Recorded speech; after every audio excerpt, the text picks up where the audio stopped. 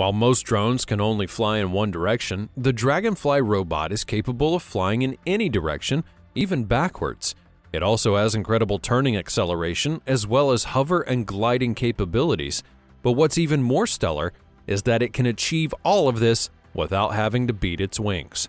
The Dragonfly robot from Festo is likewise the first aircraft to combine the flight capabilities of a helicopter, a plane, and a glider all in one. The company hopes that by better understanding the flight strategies of dragonflies, they can apply these principles to solve many engineering problems within the industrial world. One of the most impressive features of this amazing robot animal is its real-time communication abilities. It's remote-controlled and is capable of continuously exchanging information and evaluating multiple sensor inputs to identify complex events in critical states. This level of communication and evaluation is something that has never been seen before in the world of drones.